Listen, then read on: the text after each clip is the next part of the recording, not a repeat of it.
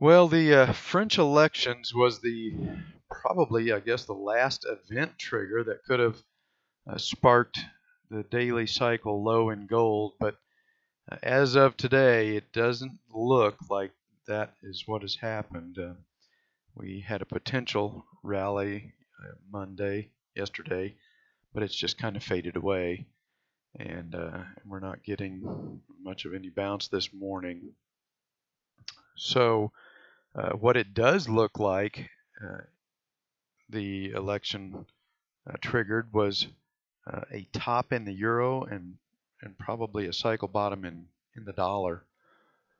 So we've got an undercut low right here on the dollar, and now we've got a swing low, and it's occurring, pretty deep into the daily cycle. That's not to say that we couldn't roll over and make another leg down here, but it's starting to look like the dollar does not want to drop and hold below the 200-day moving average. So this is a potential daily cycle low here in the dollar. And we've got a bearish engulfing candlestick and a swing high on the euro. This is occurring fairly late in the daily cycle, so there's a decent chance that this could end up being the cycle top in the euro. And if the euro is in decline and the dollar is rallying, that's not generally bullish for the dollar. I'm sorry, it's not generally bullish for gold.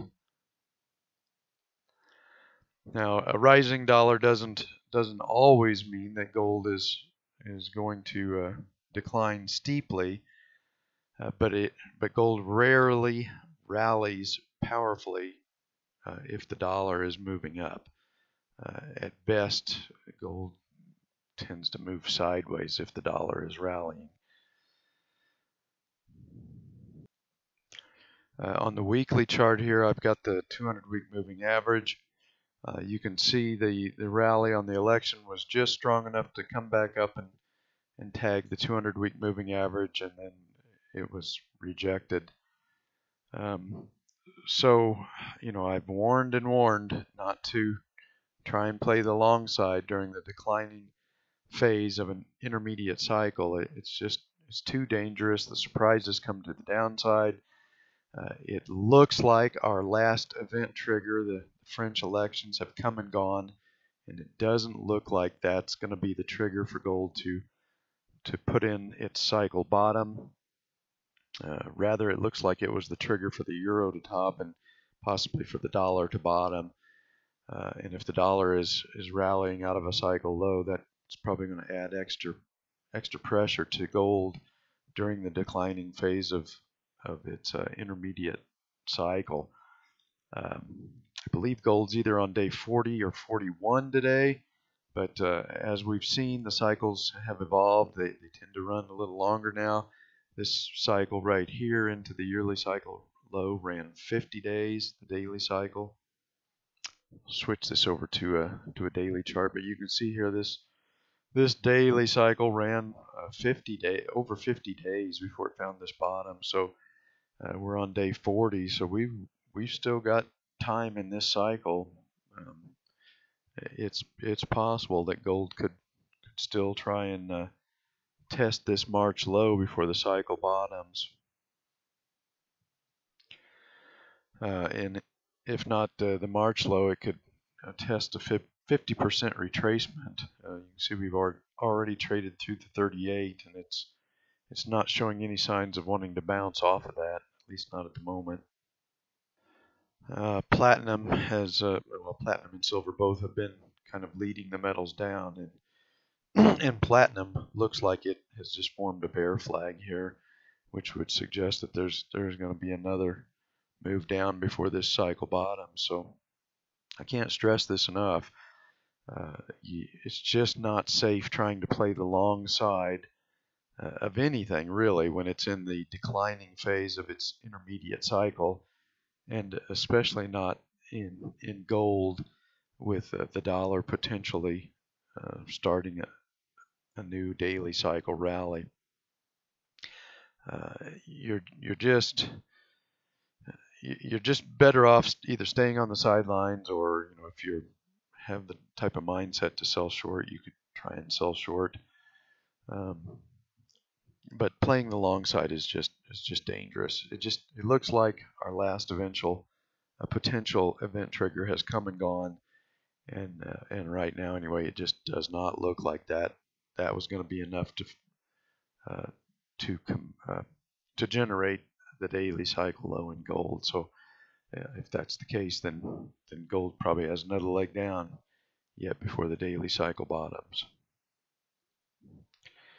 And I'll say it again, once this daily cycle bottoms and we do get some kind of a bounce, the bounce is going to be left translated, and then we're going to have another leg down. So it's just way too early to be trying to call a final intermediate cycle low here. And as I noted in my last video, sentiment is still way too bullish. The last I looked, intermediate sentiment on gold was at 45% bulls, and it would be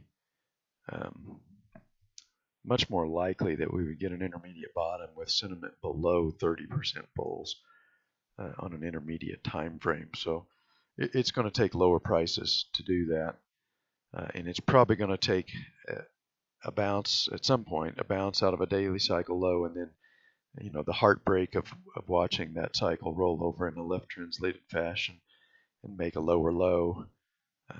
Many gold bulls are going to try and or when we do finally get that bounce out of the daily cycle low, they're going to want to try and call that as a final bottom, and then when it rolls over in a left translated pattern and makes a lower low, and then really starts to accelerate down into that intermediate cycle low in the bloodbath phase. That's the heartbreak phase, where the bulls that tried to buy too early